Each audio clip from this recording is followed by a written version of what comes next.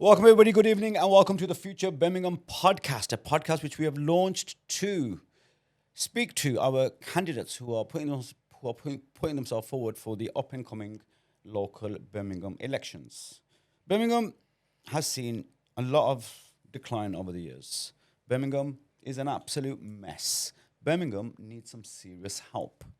These elections taking place in May 2026 are actually defining elections because we are at a point where I personally don't believe we can get any worse. So the purpose of this podcast is to invite the candidates on, give them a platform, and allow you, the audience, to put your questions to them so that we understand that our councillors actually know what they're signing up for. Our guest today, a dear brother of mine, extremely controversial character. I've known him for many years.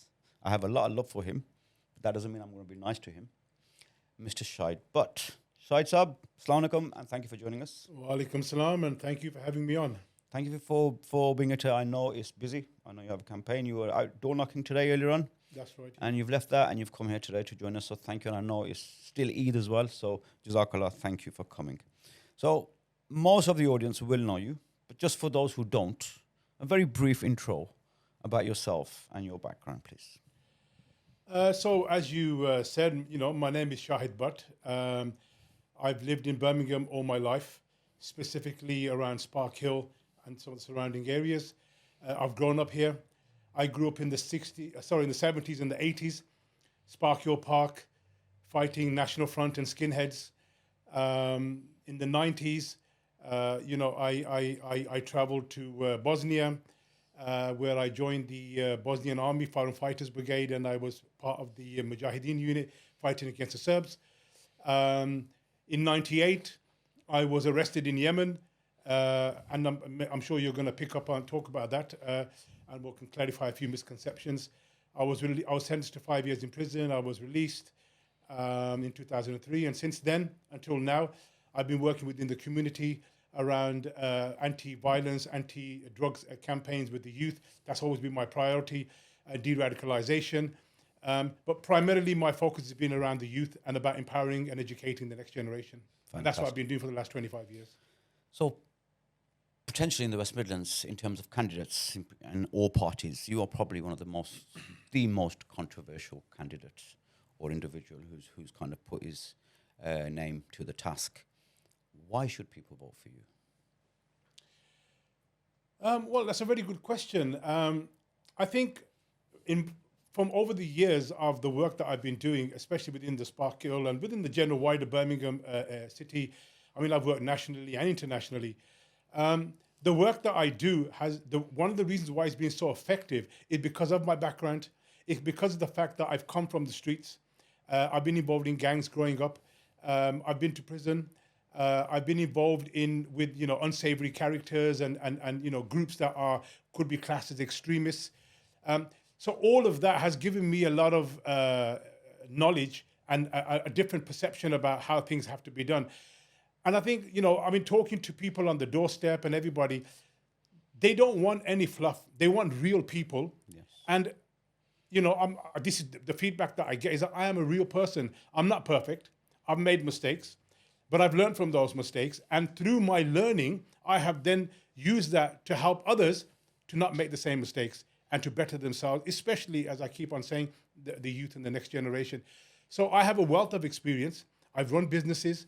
I understand about, policies and procedures. I know how to talk. I know how to articulate myself. I know how to, get deals done. I understand about, budgets. I understand about negotiating. So all of these things I can bring to this position because that's what I will need to do for my community. Your experiences, obviously, you've had good experiences, bad experiences. You've been in business. You've helped the youth. You've been on the streets effectively, but you have no political background. And at this present moment in time, Birmingham needs a leader that understands politics. What would you say about that? I'm really glad you asked me that question because I get asked that a lot. Look, when we talk about knowledge in politics and having experience, let's look at it this way. The ones that have the experience, for the last 20, 30 years that I've been running the politics, what has been the end result of all of that? The end result has been bankruptcy, has been overspending, has been building a Commonwealth village for hundreds of millions of pounds, not a single person staying in there because they didn't build it in time, and they're selling it for 50 million, is having an Oracle system to do their accounts, which was budgeted at 40 million pounds and costing 100 million. So the experienced... And still pending. And so the experienced politicians, this is what they've given us. So when I'm out on the streets and talking to people, they don't really care about experience. They want someone that can do the job. And I'm the person that can do the job. And as far as political experience, I am not a career politician, which is my advantage. I don't care about getting promoted within a party because I'm not a member of a party. I don't care about what the party says, what Westminster says. I'm here to represent my people on the ground, to be their advocate. And not having a political experience is a big advantage because I don't have all that baggage that comes with it. And also what it does for me, it gives me the ability to think outside of the box. I have no constraints. Okay. I've always been around politics, but I never got involved. Okay. So how would you define yourself politically in one sentence? I'm not a politician. I am a people's person. I care about my community, when I say my community, I mean everybody in my community, black, white, pink, brown, every religion, no religion, whatever they are, whoever they are. Even if they don't vote for me and if I get elected, I will still represent them. Yeah, but that's a bit of a speech. Why should people vote for you? Why should they? Because I will get the job done. I have a track record. Okay. As you mentioned in the beginning, that many people will know me and some don't. But everyone that does know me knows that I get things done. I am a fighter. I've been fighting all my life, whether it was against skinheads, calling me a Paki and get out of here. And when the politicians and the community leaders were saying to me, stay quiet, don't talk, just put your head down, I never listened. Yeah, I stood up for myself, I stood up for my family, I stood up for my people, and I've always done that. When I went to Bosnia, I stood up for the Muslims. So I've always been a fighter, and I will fight for the rights and for the benefit and for what Birmingham deserves. I will fight because without any fear or favor to anybody. I'm not controlled by any brotherly. Okay. I'm not controlled by any political affiliations. Okay. I'm only controlled by the people that vote for me in my ward. Fantastic. So people, this is actually on TikTok Live. If you have any questions, please pop them into the comments and I shall present them to Shahid Butt. Shahid Butt, we are honored to have him here today. Very controversial character, very loud character, and a person who speaks his mind. So if you have any questions, any queries, please feel free to put them into the comment section below the live. So what do you understand? So one of my issues is, like you've said, we've had leadership for many years now. I mean, I'm 50 now, you're 10 years older than me, right? And we've grown up in the same kind of era, the NF and the skinheads and all that. But over the years, the leadership at one time was fantastic. Birmingham was something to be proud of. We both raised in Birmingham, and it had its troubles, but Birmingham as a whole was a fantastic city.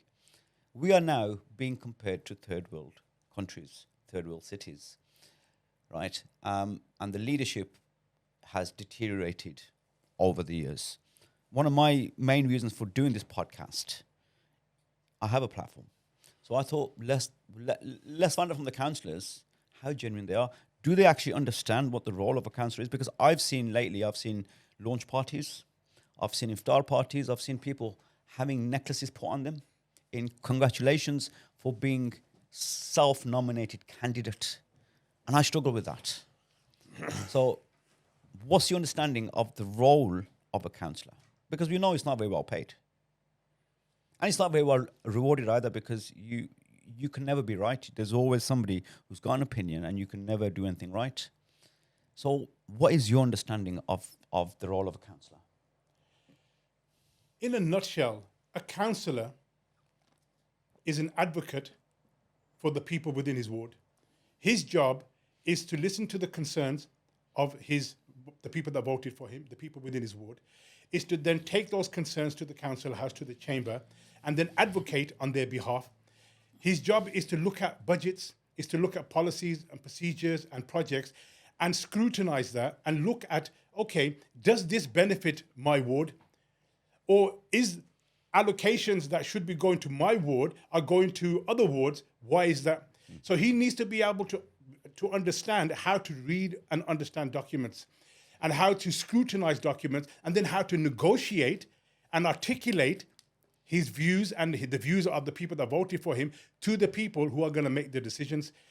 In a nutshell, that's what it is. And if you want to further refine it down, a councillor is a servant of the people within his ward. Answering your question about, the parties and they're putting the, necklaces around, this is what has destroyed the politics within our inner cities and what has given it such a bad name, why politicians have a bad name. And I'm just going to say it as it is. Yeah, and I probably can say, if I was white, I probably couldn't say. But when you've got councillors in Birmingham who don't speak English, who can't read and they can't write, and then when people say to me, well, what have these councillors done? I say to them, what do you expect them to do? If you voted for a person who doesn't speak English, look, he might be a lovely chap, a really sincere person, a good father, a good husband who really cares about things. But the point is, he can't articulate, he can't communicate, he can't negotiate because he doesn't understand it. Even if he can speak the English language, that's still not enough. You've got to have, experience of dealing with people in a public sector or in a commercial sector, so you understand. So we've been neglected. What we've done is we've voted in all these people. You've spoken about it before. This brotherly system and all of that. And what has been the result of that? You can see what the result is. 14 years we've had this. Yes. Yeah. So this has to change. Yes. This hold that Labour has on the people, especially the Asian Muslim community, has to be broken. Would you say that it's entirely Labour's fault? I'm yet to get a Labour councillor on. I've invited a few, and I should be calling a few out in the coming days because I'd love to have a Labour councillor on to hear their views because they will have their side of the story as well. But is it entirely their fault? Majority of it is yes, because traditionally Muslims, Asians have always voted for Labour. Okay. Yeah, the Conservatives are nowhere to be seen. They're not even on the map anymore. Yeah, we have the rise of the Reform. We've got a resurgence of the Green Party. But what really concerns me is reform, and people don't seem to understand that what is actually going on here. And people say to me, well, what's the point of voting for an independent candidate? Yeah, what are you going to do? I was gonna come on to that shortly.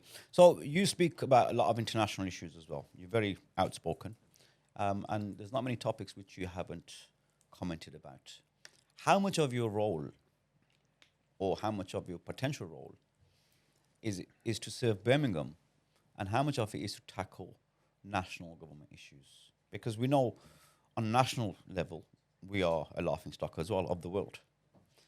And you yourself, I've seen many comments from you around several issues. You've got the Palestine issue, we've got the Iran issue, we've got so many issues that are ongoing, and you're very vocal about these things. How are you gonna differentiate and do what's best for Birmingham? I've always said, the last interview I did was on LBC, and the guy asked me, so you were at this, Iranian vigil, and what were you doing? Why were you there? And do you support the Iranian government and the regime and blah? And I said to him, look, I told him why I was there. I was there as a counter-protest because there were pro-Zionist and pro-Shah supporters that were outside this place of worship that were saying that they were going to urinate on the Quran, that they were throwing bricks at this place of worship. They were disturbing these people and threatening them. So we came as a counter-protest, because obviously, I'm against Zionism. This kind of the apartheid state. So that was why I was there. He said, well, so he said to me then, so what's your views? I go, why are you asking me my views about Iran?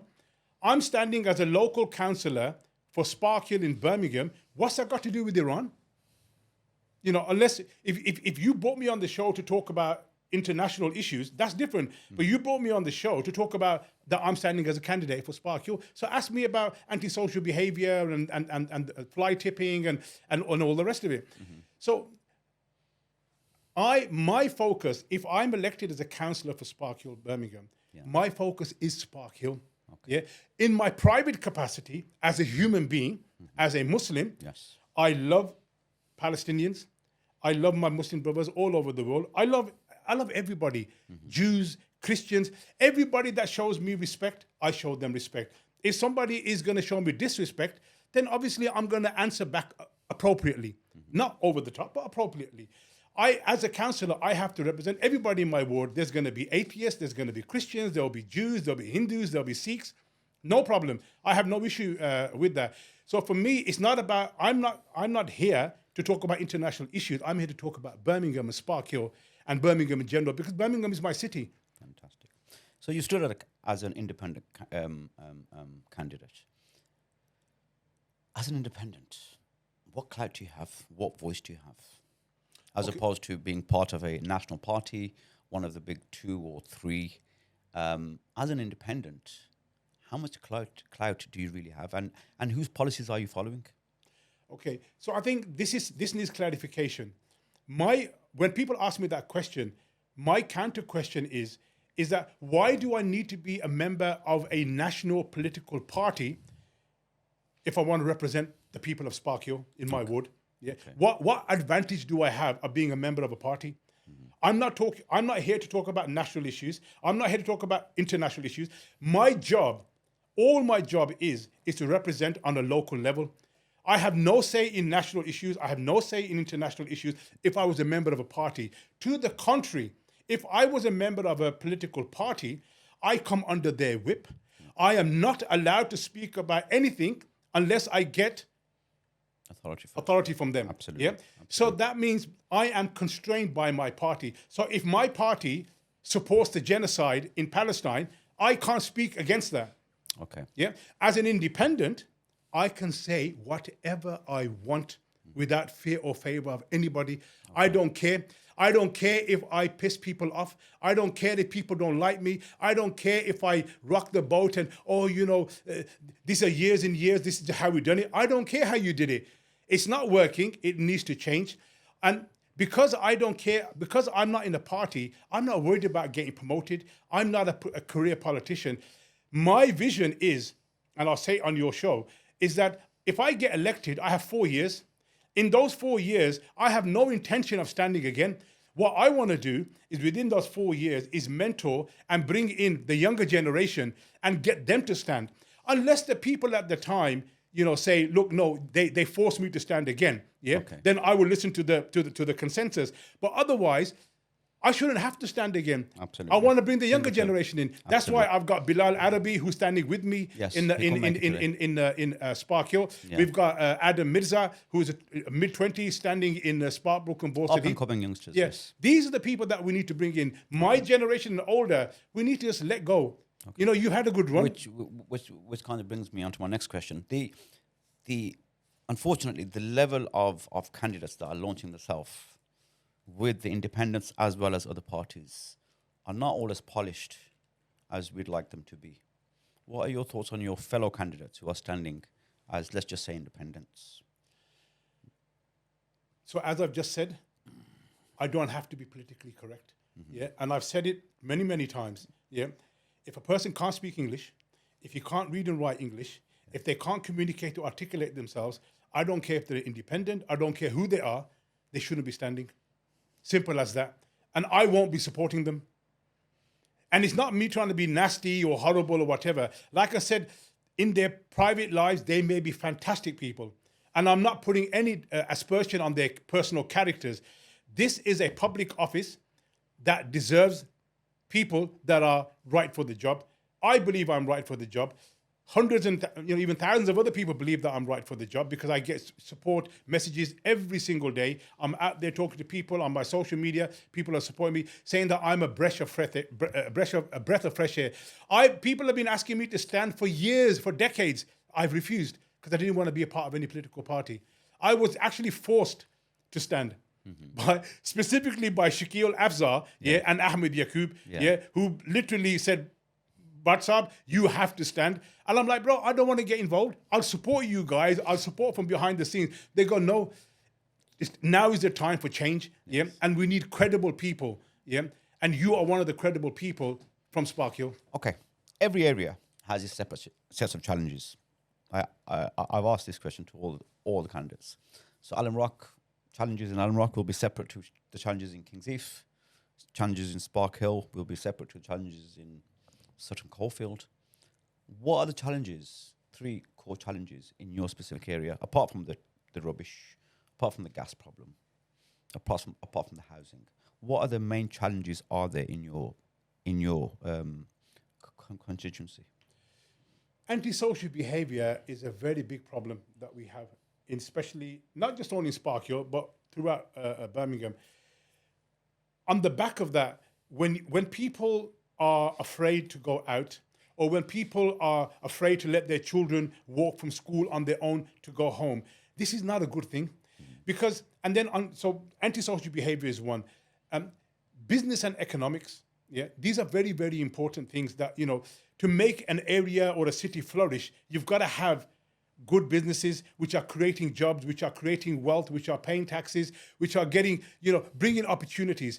And the third thing for me, which is a massive one, is the youth, is youth empowerment. Okay. Because I strongly believe that if we don't educate and empower the youth, and I say this to all the people like you and me, we've got kids and we've got grandkids, everything that we've done, the businesses that we've built, the houses that we've made, all the sweat, blood and tears that we put for the last 40, 50, 60 years, you've done, your father's done, everything that we've done, it's all going to go to waste. Because when the next generation comes in, they're not going to be interested. And everything is going to, then you're going to be, me and you, we're going to be old men with our walking sticks thinking, I spent my whole life building this, and now the young kids, they don't want to know. Okay. They just want to be on TikTok and they just want to be, getting their hair groomed or sitting in shisha lounges. How do you plan on tackling these issues? Because these issues are there Birmingham-wide. And everyone talks a good game. Recently, I think every candidate is there with a black bag and one of them litter pickers, and everyone's doing it. If this had been done for the past 4 years, Birmingham wouldn't be where it is. How do you plan on tackling these issues you talk about? A councillor should not be litter picking.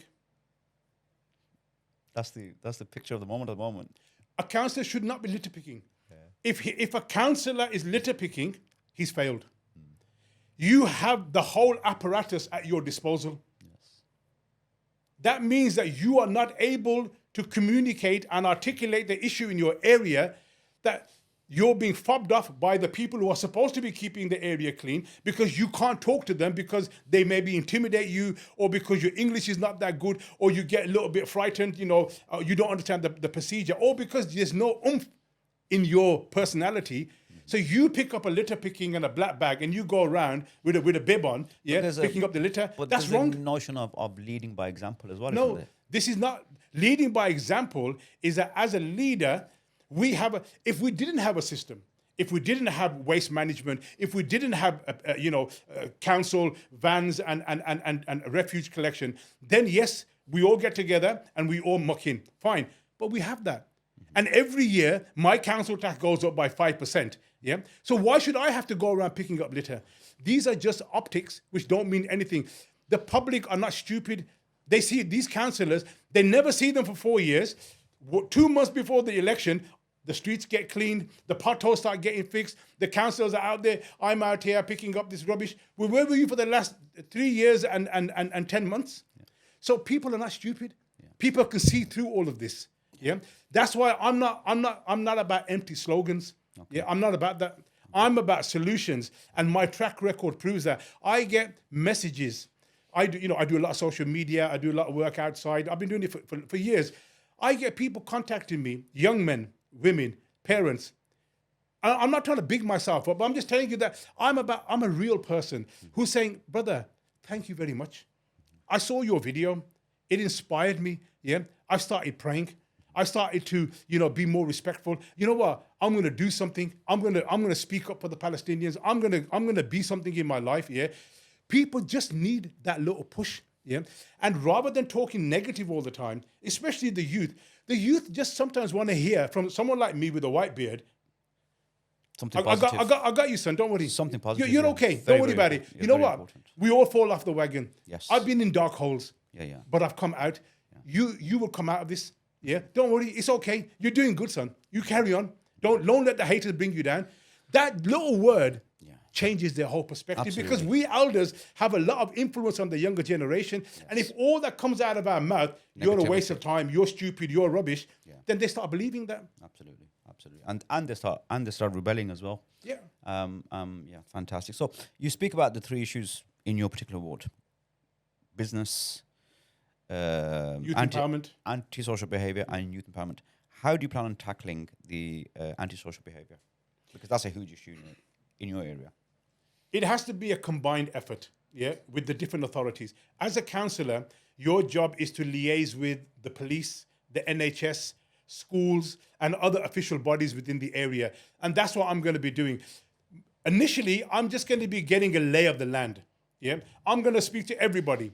Yeah, the police, the school, education, everybody. I'm not going to go in with an agenda. I'm going to go in very nice, very calm, very, accommodating. Because I'm going to give everybody an opportunity to explain what the hurdles are, what the bottlenecks are. Because genuinely, there probably are issues. So I'm not going to go in, why haven't you done this? Why haven't you? Once I find out exactly what's been going on for over these years, then I'm going to sit with my team and we're going to analyze and we're going to study all of this and we're going to come up with solutions.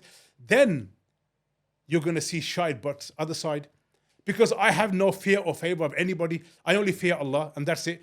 And I'm going to go, and and if they don't listen to my proposals, and if they don't, at least reciprocate or come back to me with something positive, I'm very simple. This is why I have a social media platform and know lots of people in social media. I'm going to expose everything. I'm going to bring it out to the open. A question that's just coming out. So the TikTok's going absolutely crazy at the moment. Bob shops, massive issue, particularly in your area. What do you plan on doing about bob shops? So my question is, my answer to that has always been, you know where the bob shops are. Yeah. I know where the bob shops are. You and I both know, that how is it done? They don't sell the gas canisters in the bob shop. You go into the bob shop, you pay, you get a little piece of paper, you walk around the corner and there's a guy sitting in a car, you give him the paper and you get your gas canister. So if that shop gets raided, there's nothing in there. Yeah. If we, maybe that's changed. Yeah. Maybe that's old now. Maybe they've got a new way of doing it. If I know all of this, you know all of this, why don't the police know all of this? And if the police do know, then why are they not acting on it? Where is the public pressure? Individually, if you just complain about this, no one's going to listen.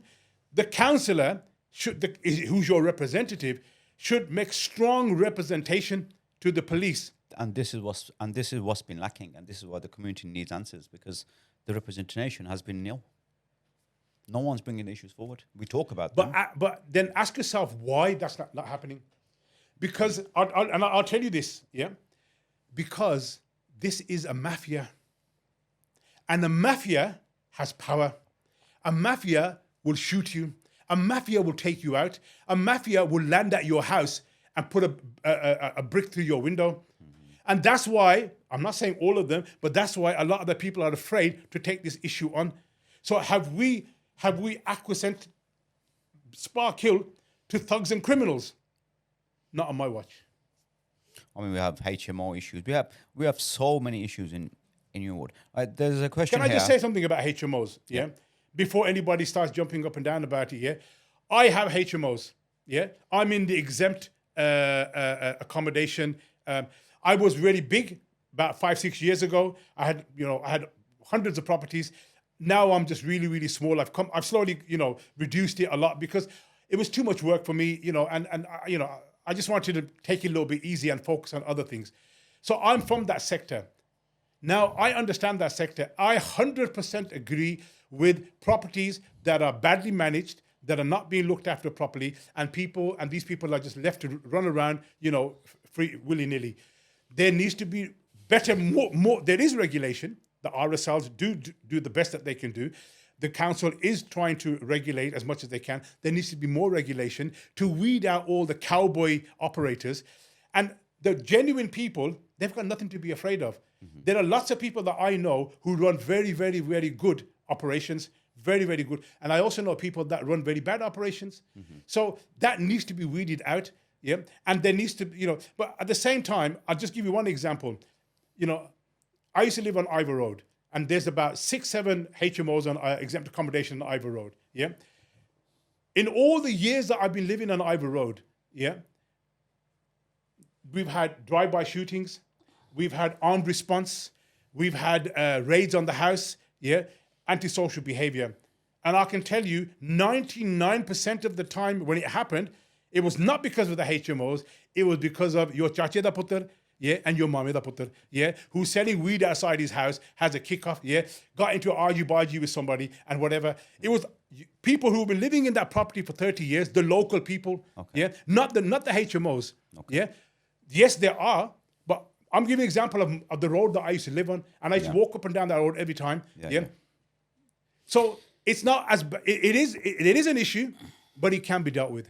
So you present yourself well. You kind of speak very well. You've got all the answers. And on the surface of it, without being any favour to anybody, you are a favourable candidate. But there's still that sticking issue of your past, which we do need to talk about, because there's headlines, there's accusations, there's insinuations, there's all kinds of stuff out there. And I'd like to present you the opportunity to speak directly to the audience and explain that part of your life, because it is grey. And there's been a lot of noise about your past, your conviction. They've linked you to terrorism. It's not a small offence. It's huge. So if people are to vote for you, then they deserve to know the truth. What happened? And basically, what is the story? What's the truth about that matter? I was arrested in Yemen in 1998. Mm-hmm. Yeah. Within 2 weeks of being in Yemen, I was arrested. I was taken from a hotel, blindfolded, had my hands tied behind my back. I actually thought I was being kidnapped, thrown into the back of a truck. And when the hood was taken off my head, I was in a dungeon, in a just underground cellar. It's only when I saw people coming with uniforms that I kind of worked out I'm in a police station. I thought I was being kidnapped for ransom. For 2 weeks, I was tortured, and I was forced to admit that I was planning attacks on the consulate, on a church, on an airliner, on hotels, everything that they could think of, yeah? Spare me 1 second there. People, we are live with Shahid, but please do get your questions in. We have about another 10 minutes left. If there's any pressing matter that you want Shahid to answer, this is your opportunity. Our moderators are sitting on the TikTok live. Please send your questions through. Thank you. Sorry, Yar. Now, I'm a human being. I can only take so much. When you're being starved, beaten, prodded with electrical prods, being handcuffed behind your back, yeah, being hung up like a chicken and being beaten with sticks, there's only so much that you can take. Eventually, I gave up and I said, yes, okay, I'll sign whatever you want me to sign. They wrote my statement in Arabic. I don't read and write Arabic. I can read the Quran, but I can't read, in that way. And I just signed it. When I got to court, on the day that I got to court, me and the other guys that were with me, we all started shouting, we were tortured, the whole world's media was there, and that we revoke everything and we deny everything that we've signed. Yeah, the judge banned the media. Now, to cut a long story short, the president, Ali Abdullah Saleh, at the time, yeah. Now let's remember that Yemen is not a recognized country, and we're talking about 30 odd years ago. Yeah. Their judicial system is not recognized. They were actually they were looked at as one of the epicenter of exporting terrorism and Al Qaeda to the rest of the world, and that they were based there. So the president said, these guys are guilty.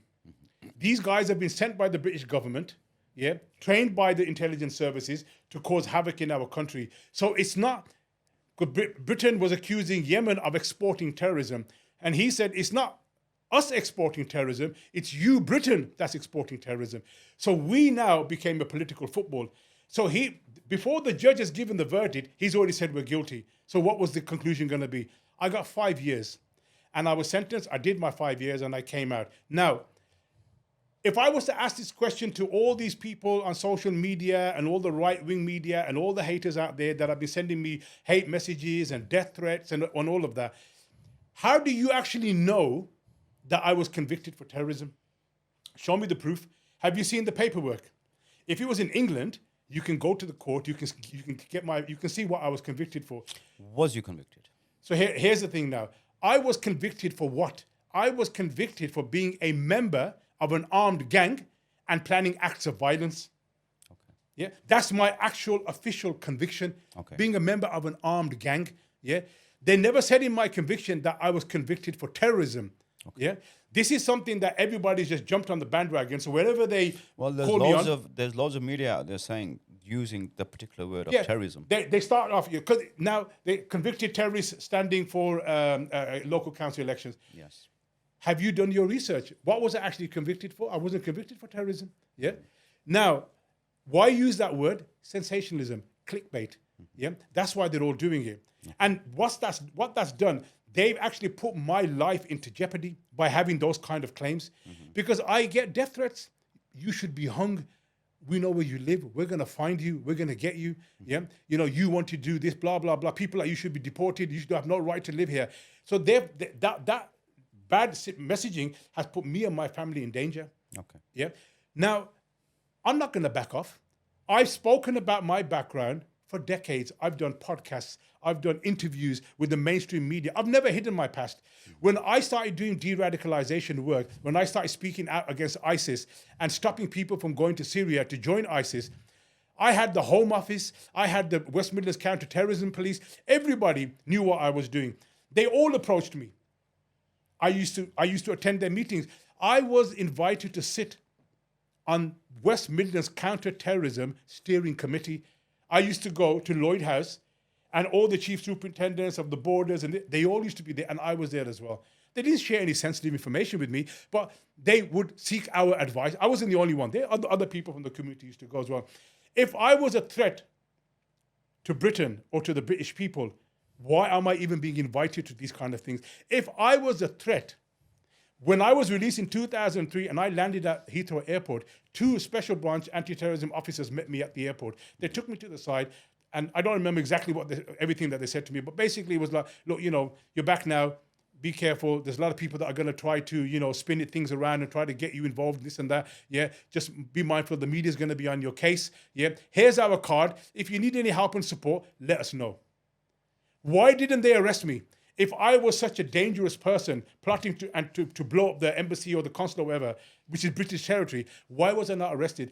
Up until this day, Abid, up until this day, I have never, ever been questioned by the intelligence services, by West Midlands Counter-Terrorism, or by nobody. I've never, ever been questioned. Okay. The only people that question me are the haters. Your own community. Yeah. So, take all the story away, all the headlines away. A direct question. Was there any truth in the allegations? No, it was completely false. They were fabricated charges. I was not planning to do any of that at all. Yeah, it was all false. I was used as a political football because Yemen and Britain were at each other's throats that you're exporting terrorism. No, you're exporting terrorism. In the court, they said that we were trained by the IRA. We were trained by I'm like, what the hell? It's like, where are you getting all this from? But it was a kangaroo court, so there's no truth to the charges whatsoever. They were all fake. And just ask yourself this question. British intelligence is everywhere. They have assets in Yemen, Yemenis who work for the British intelligence. Are you telling me that the British intelligence services, especially at that time when everyone's heightened alert, did not do their research, did not question and check with their local assets? Were these guys actually going to do something? And they've come back to us. It's all nonsense. Okay. Yeah. So we've sorted that question out, and that was a burning question for everybody. So you get elected. What are your top 3 priorities? What are you going to do straight away in the first 12 months? What's your plan of action? My first thing that I'm going to do is I'm going to hold ward meetings with the local people, because first thing I need to do is build trust with them. Yeah. I want to hear what they have to say.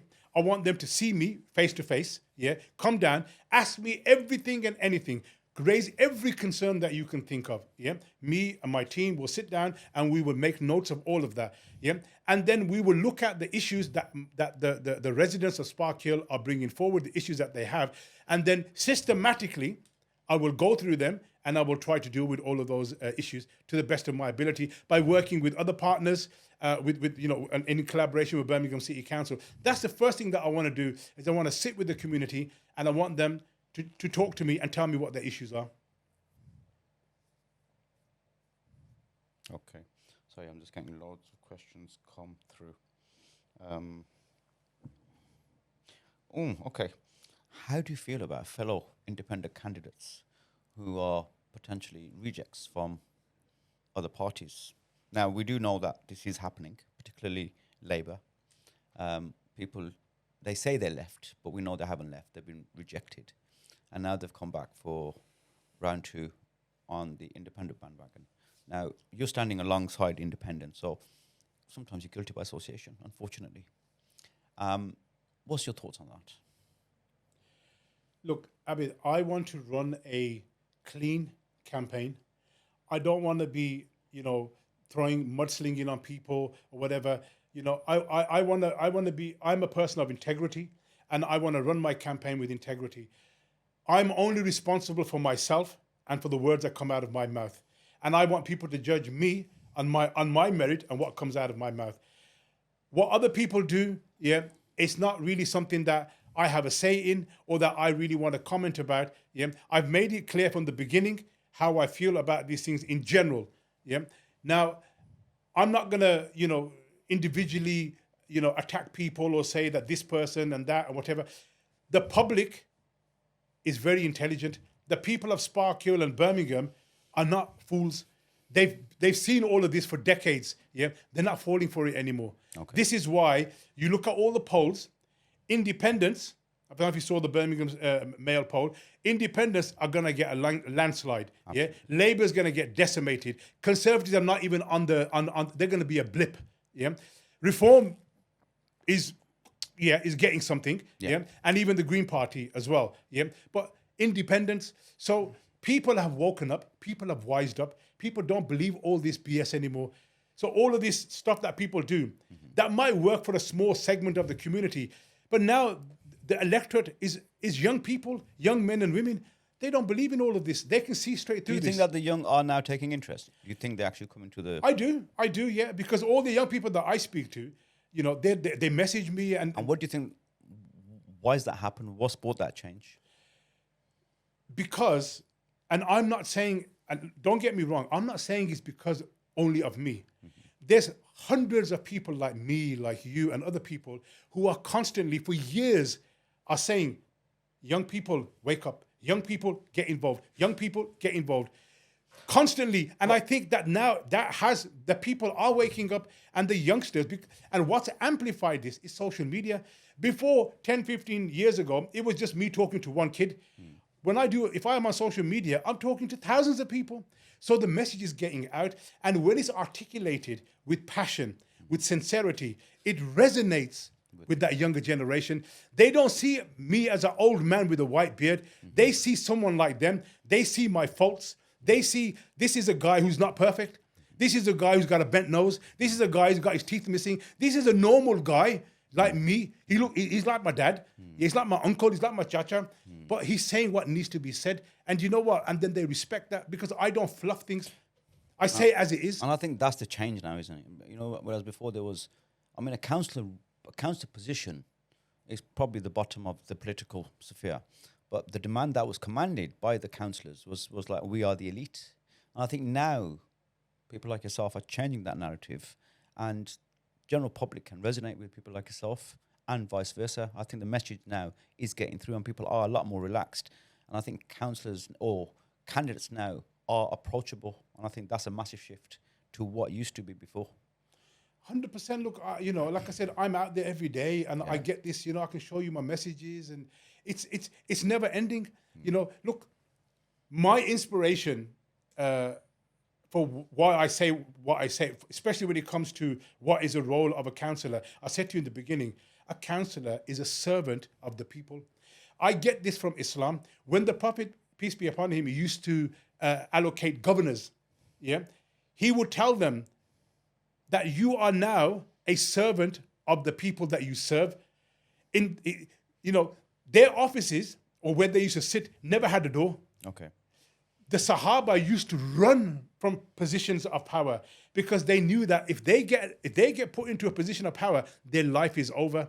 They have no personal life now. Their whole life is spent in serving the people who are under them. And on the day of judgment, they're going to have to answer that if a dog went thirsty, they're going to have to answer for that. Yes. That's the level that they were. I'm not saying I'm on that level. No way. I'm not even to their dust on their feet. But I aim to be like that.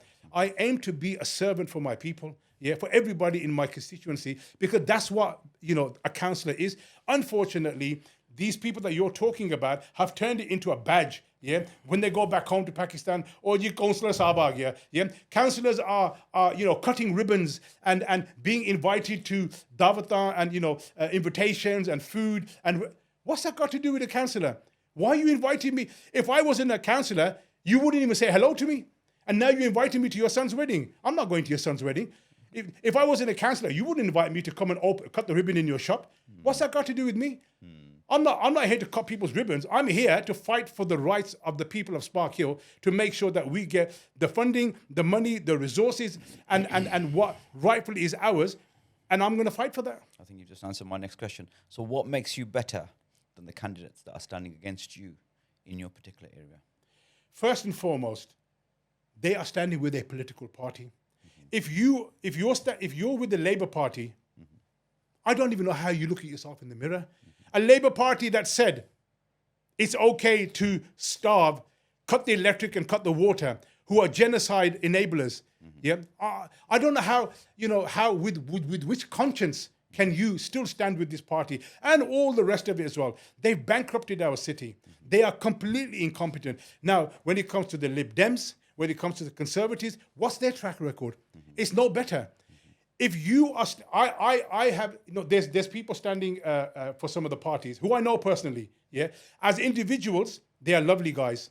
Yeah, I know them personally. I know them for years. They're very, very good brothers. Yeah, but they're standing with the political. And we spoke on the phone, and I said, brother, if you leave this party, yeah, and stand as an independent, wallahi, I will step down and I will support you.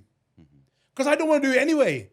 I don't need this. I don't need to become famous. I already have all of that. Allah's given me too much, more than what I need. I said, if you leave this party, and you know what they said to me? He said to me, I don't want to mention the name. He said, I hear what you're saying. More than likely, because of the way I am, they're probably going to kick me out anyway. And I'm like, but then just leave. Stand as independent. You're a good brother. I love and respect you. What do you see is the fixation? The one thing that I mentioned in my last podcast, and something that does trouble me, is that unfortunately we still have that yes man mentality. Bag carriers. Where yes, we are. That colonialism. We will say anything to please the non-Asian, and this was my own experience when I stood 4 years ago, and that's why I backed away from it, with the Conservatives, because I can't sell my soul. And exactly as what you said, when I went inside that whole mess, and I thought, there's people here who are bowing down. They're being told to jump, and they're asking how high, and I can't do that. I want to know why. And there's so many yes men. And do you feel that maybe that's the reason that we've gone wrong? Because we don't want to argue about anything. We don't want to scrutinize anything. We don't want to offend anybody. We want to say, yes, sir, 3 bags full, sir. So the question, Abid, is why? That's what I asked.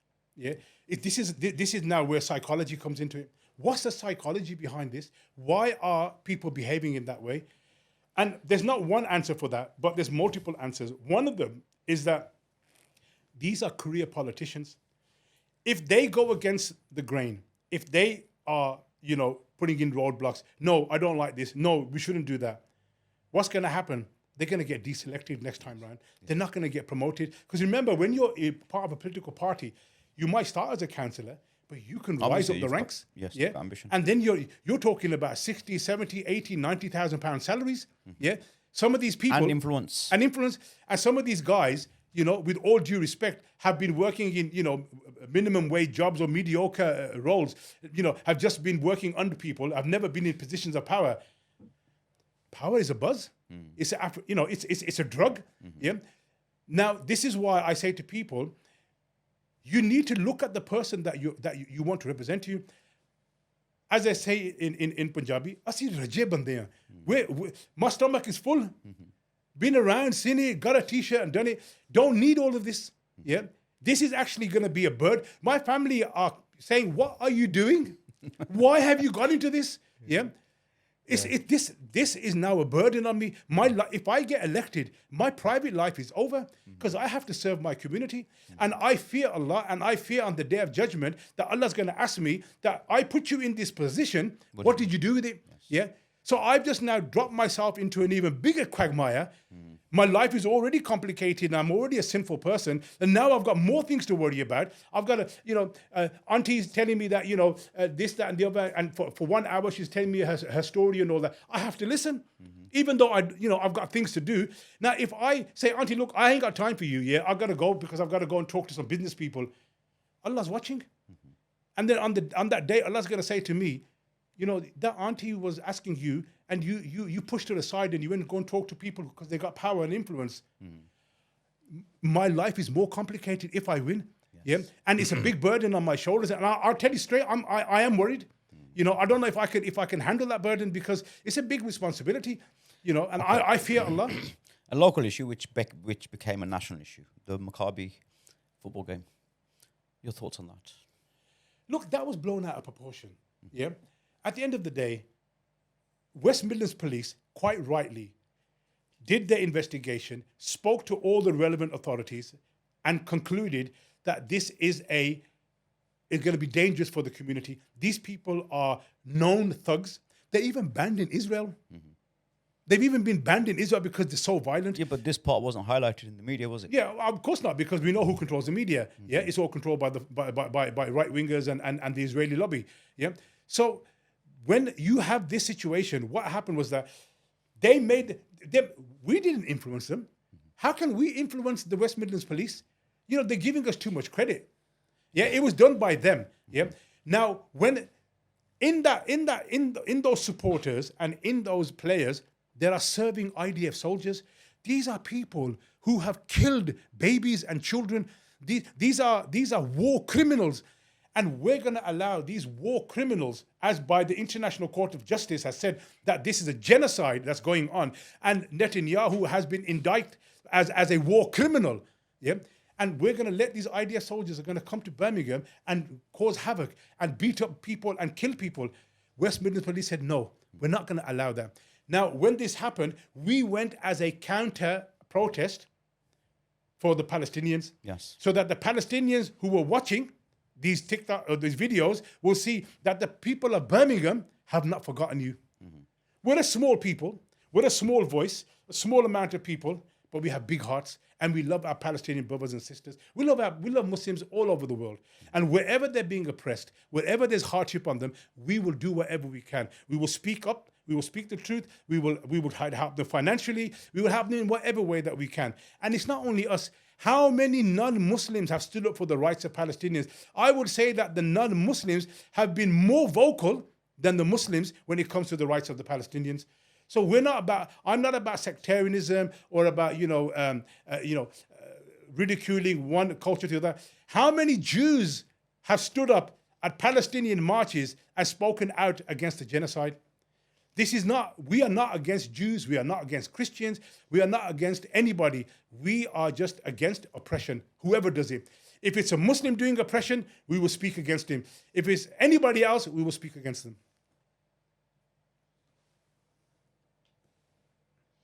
Okay. I think our time is now up. Right. 30 seconds. Why should Sparkhill vote for you? I know we've asked this question in many different forms. 30 seconds. Why should Sparkhill vote for you? I will bring about the change that everybody is asking for. I am a seasoned person. I'm tried and tested. I've been through hardships and afflicted with all kinds of ups and downs in my life. I'm a real person. I care about my community. I care about Birmingham. For me, my priority will be you, the people that vote for me. I will be there every step of the way. I will fight. I will do everything in my power to make sure that we bring back Birmingham to where it used to be and how I remember it. And I can only do that with your support and with your help. So on May the 7th, please Give people like me and other independent candidates, give us the opportunity to serve you, to serve our community. There you have it, people. Shahid Butt, independent candidate for Sparkhill in Birmingham. Shahid, thank you for your time. You're welcome. Pleasure having you, sir. Always, I knew that this one was going to be brilliant. Eventful, brilliant. And I would invite you, the residents, the people of Birmingham, your councillors, your current serving councillors or your hopeful candidates, please tag them into this video. Let's get them on the podcast. I would love to have some serving Labour councillors on this couch. I would love to have them, allowing you, the residents of Birmingham, the opportunity to ask them some questions. Until next time,